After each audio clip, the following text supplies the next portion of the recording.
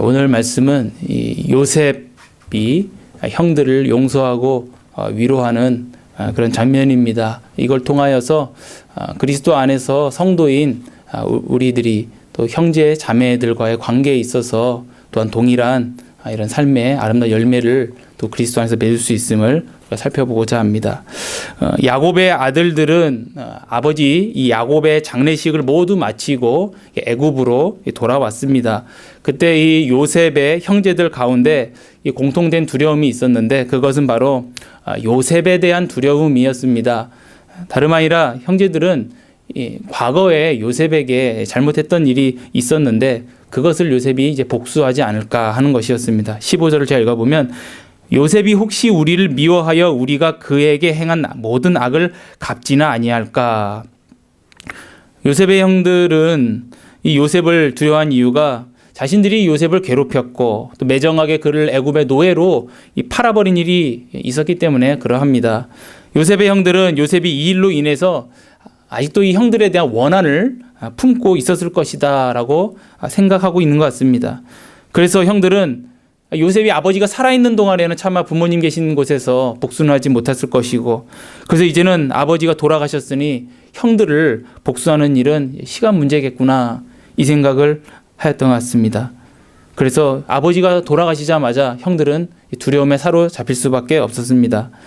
그래서 요셉의 형들은 이 요셉의 분노를 누그러뜨릴 대책을 마련합니다. 그 방법은 바로 요셉이 좀 복종할 수밖에 없는 그런 권위를 이용해서 요셉을 좀 억누르는 억지로라도 용서하게 만드는 방법이었습니다. 형들은 첫 번째 권위를 사용했는데 그게 무엇이냐면 아버지 야곱의 권위를 사용하려고 했습니다. 형들은 죽은 아버지 야곱의 권위를 사용하는 방법은 뭐냐면 아버지의 유언을 빗대서 사용하는 것입니다. 16절을 보면 형들은 아버지 야곱의 유언을 요셉에게 전하는데 자신이 직접 가서 전하지 않고 제3자를 보내서 이게 아버지의 유언이니 이렇게 하라 이렇게 말을 전합니다. 그래서 형들은 자신이 아버지 야곱으로부터 요셉에게 전할 유언을 들었다고 하면서 다음과 같이 말합니다. 제가 16, 17절 읽어보겠습니다. 당신의 아버지가 돌아가시기 전에 명령하여 이르시기를 너희는 이같이 요셉에게 이르라. 내 형들이 내게 악을 행하였을지라도 이제 바라건대 그들의 허물과 죄를 용서하라. 아버지가 이렇게 말했다고 지금 전한 것입니다. 이게 아버지의 유언으로 이렇게 얘기했는데 우리가 앞선 이제 성경 말씀을 좀 살펴보면 이런 언급은 없었거든요. 그래서 과연 야곱이 정말로 이런 유언을 남겼을까라는 의구심도 들긴 합니다. 왜냐하면 야곱이 정말 이 문제를 걱정했다면 형들에 대해 말할 것이 아니라 요셉 당사자를 불러서 형들을 이렇게 대해라고 말했을 텐데 그렇게 말한 적은 없고 오히려 형들한테 이렇게 말을 했다고 했습니다. 그래서 형들이 너무 다급해서 아버지 유언을 만들어낸 게 아닌가 이럴 가능성도 있을 것 같습니다. 성경은 그러나 이것이 뭐 진짜다 가짜다 이렇게 우리에게 말씀해 주지는 않고 있습니다. 어쨌거나 형들은 아버지 야곱의 권위를 의지해서 요셉에게 자신들을 용서해달라 이렇게 부탁하고 있습니다. 이어서 형들이 두 번째로 사용한 권위가 있는데 하나님의 권위를 이제 사용합니다. 형들이 하나님의 권위를 사용한 방법은 자신들이 요셉과 마찬가지로 우리도 하나님의 언약 백성이다라는 것을 밝히는 것이었습니다. 17절 하반절을 보면 형들이 이렇게 요셉에게 간청합니다. 당신의 아버지의 하나님의 종인 우리 죄를 이제 용서하소서. 이걸 풀어서 설명하면 요셉아 너는 아버지가 섬기던 하나님을 섬기고 있다. 근데 우리도 하나님을 섬기는 종들이고 너도 우리처럼 하나님의 종이다. 그 하나님은 자신의 종들에게 자비하시니 너도 우리에게 자비를 베풀어 우리 죄를 용서해 다오. 이런 의미로 말했습니다. 근데 이 말을 전해들은 요셉이 오늘 말씀을 보면 울었다라고 오늘 말씀하고 있습니다. 무엇이 요셉의 감정을 움직여서 그런 눈물을 흘리게 하였을까요?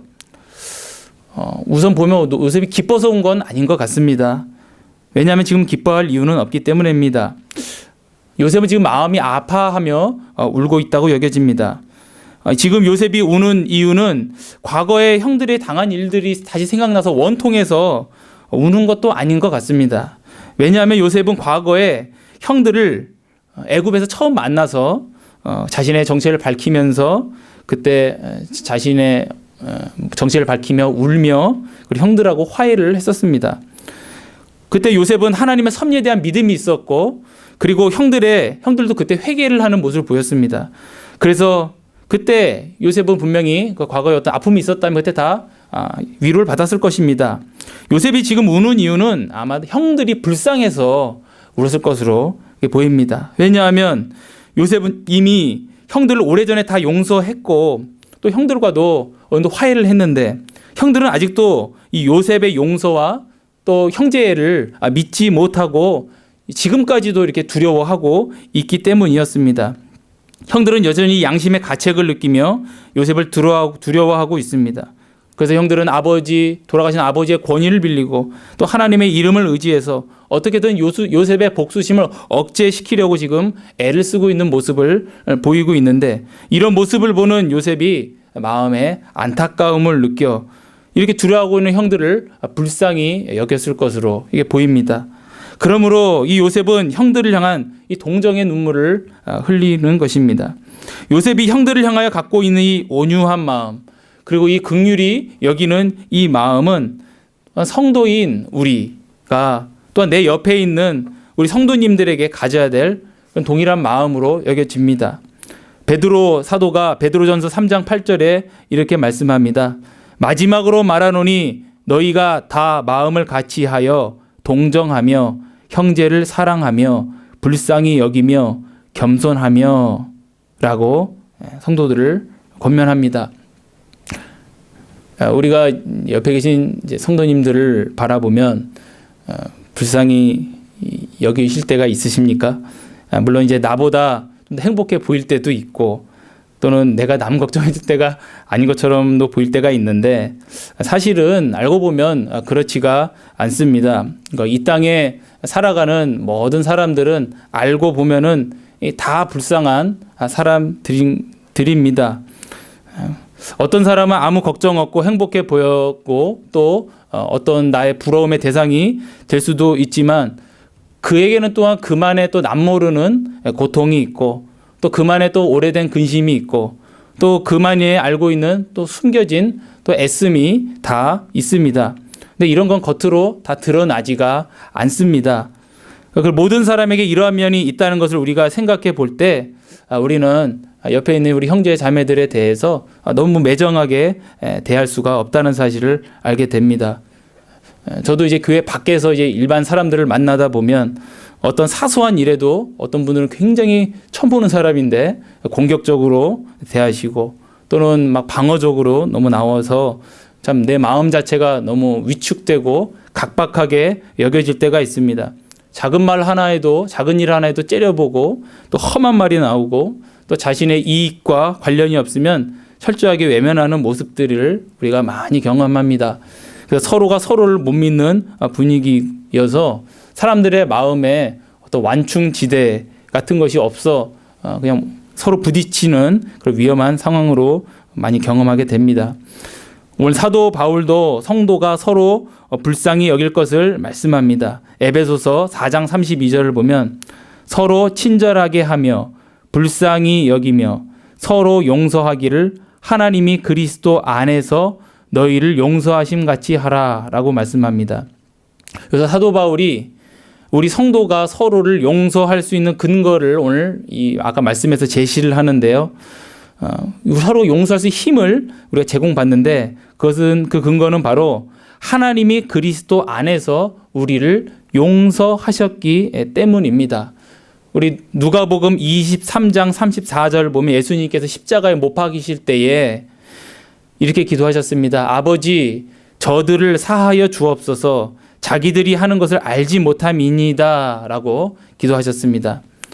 그러니까 우리를 위하여 죽으시고 그리고 예수님은 우리를 위하여 또 부활하시고 또 승천하시고 그리고 하나님 보좌 우편에서 지금 좌정하셔서 생명의 주로서 우리에게 말씀과 성령을 주심으로 우리로 하여금 날마다 우리의 심령을 은혜로서 강하게 하시고 그 은혜로 우리가 또한 내 옆에 있는 형제 자매를 불쌍히 여기는 마음을 갖게 하시고 또한 타인의 부족함을 헤아려 품을 수 있는 아량을 주님께서 주실 줄 믿습니다. 그러므로 우리는 매일 이 은혜를 얻기 위해서 주님께로 나아가 날마다 이 죄사함의 은혜와 또 새 삶의 은혜를 우리가 얻어야 할 것입니다. 날마다 우리는 이 은혜를 누리며 누군가를 또 품고 또한 용서할 수 있게 될 것입니다. 오늘 다시 본문을 보면 18절을 보면 요셉의 형들은 요셉에게 사람을 보내어서 요셉에게 이 용서를 구한 후에야 비로소 직접 요셉 앞에 형들이 나아가 엎드리는 모습을 보게 됩니다. 요셉의 형들이 이러한 순서를 따라서 오늘 행동하는 것은 그들의 생각에 참 전략적으로 유익하다라고 여겼기 때문입니다. 그들은 요셉 앞에 납작 엎드려서 말하기를 우리는 당신의 종이니이다 라고 요셉에게 자신들이 종이라고 말하고 있습니다. 좀 쉽게 풀어 말하면 목숨만 살려주십시오. 뭐든지 하라면 다 하겠습니다. 뭐 이런 분위기로 말씀하는 것 같습니다. 그러나 요셉은 형들에게 이렇게 대답합니다. 두려워하지 마소서 내가 하나님을 대신하리이까. 이 말의 뜻은 무엇입니까?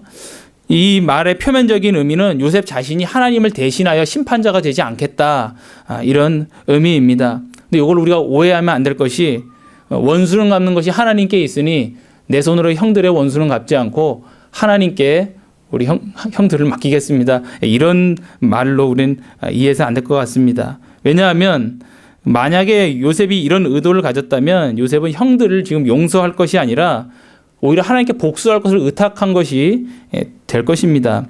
그러나 오늘 요셉이 내가 하나님을 대신하리이까 라는 요셉의 의도는 말 그대로 원수 갚는 것은 내 속안은 전혀 아니고 그리고 형들을 복수할 마음은 내 안에 전혀 없다라는 그런 의도로 오늘 말씀한 것입니다.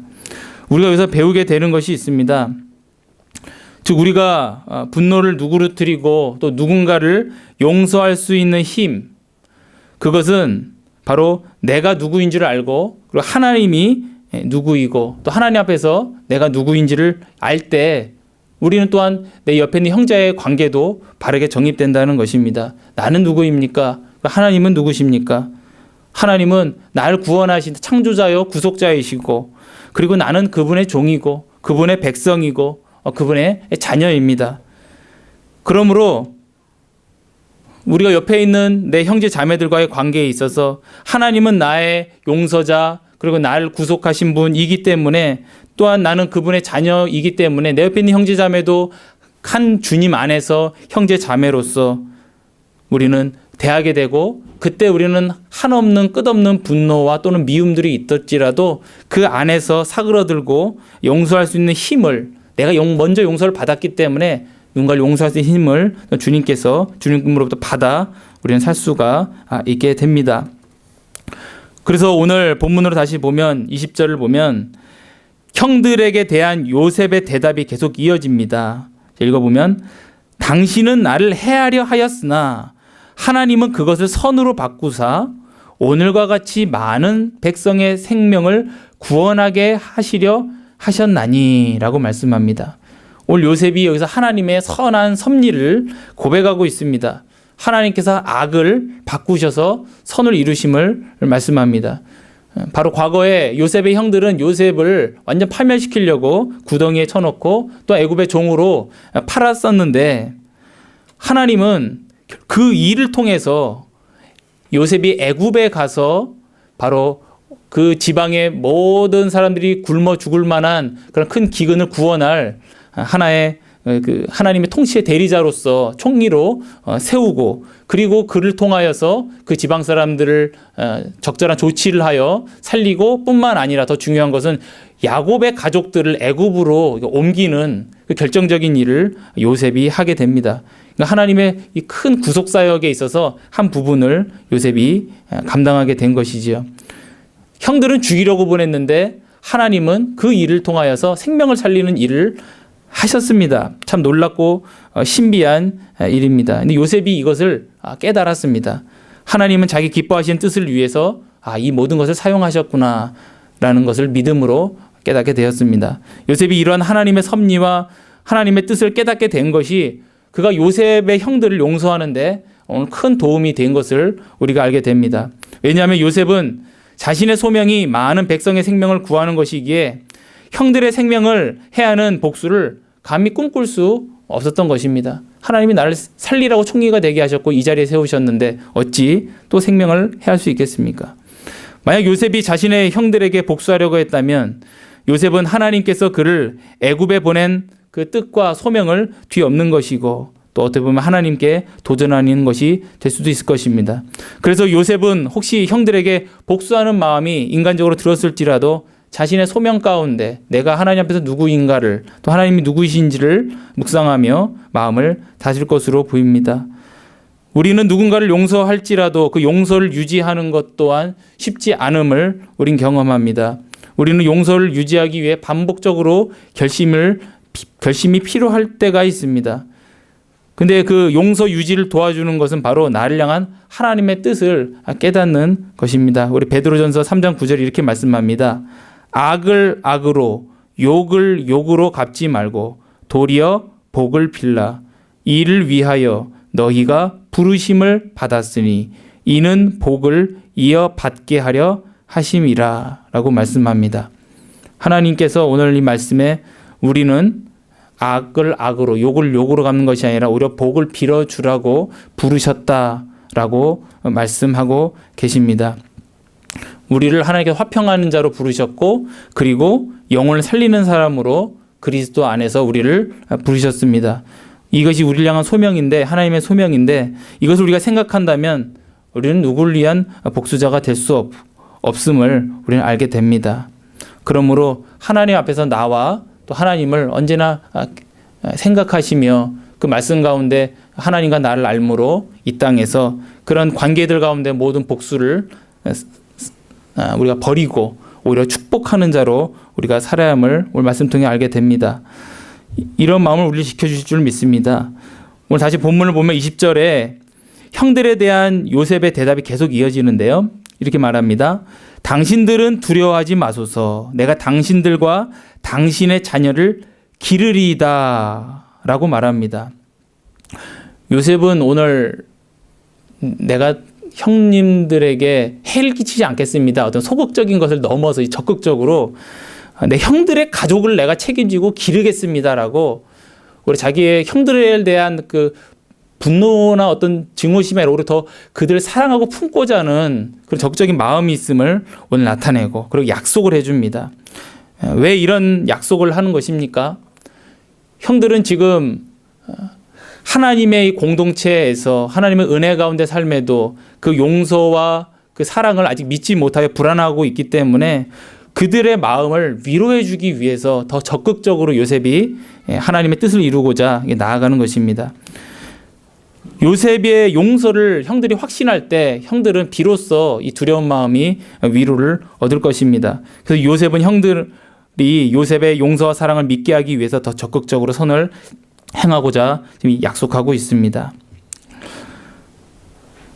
우리가 이렇게 상대방이 용서를 확신하게 하기 위해서 우리가 이런 삶을 살 수가 있습니다. 나 자신의 용서를 유지하는 것도 마찬가지입니다. 내가 누군가를 용서한다고 하고 내가 그 사람을 적극적으로 사랑하지 않고 그 선을 오히려 행하지 않는다면 그러니까 쉽게 말하면 내가 악을 안 하는 거, 그 소극적인 걸로만 내가 만족한다면 그러면 어쩌면 내 마음속에 또 다른 미움이 다시 자라날 것입니다. 우리는 용서한 사람에게 단지 나쁜 마음을 안 갖는 것만이 중요한 것이 아니라 도리어 적극적으로 선을 행해야 됨을 우리가 알게 됩니다. 로마서 12장 20절 21절 보면 사도 바울이 복음을 전한 후에 이렇게 성도의 삶에 대해서 말합니다. 내 원수가 줄이거든 먹이고 목마르거든 마시게 하라. 그리함으로 내가 숯불을 그 머리에 쌓아 놓으리라. 악에게 지지 말고 선으로 악을 이기라 라고 말씀합니다. 우리는 안 하는 걸로 만족할 것이 아니라 오히려 하나님께서 우리에게 부르신 그 소명에 따라 적극적으로 주의 뜻을 행하는 관계로 하나님께서 우리를 부르셨음을 우리가 알게 됩니다. 물론 우리가 이 말씀을 들을 때 너무나 의로운 말씀이고 맞는 말씀인데 사실 우리의 본성과 이게 많이 거슬릴 수 있습니다. 그렇지만 우리가 오늘도 말씀을 들었듯이 우리가 오직 예수 그리스도를 믿음으로 말미암아 하나님께서 우리를 거룩한 백성으로 부르시고 또 우리에게 이 약속하신 것을 주시겠다.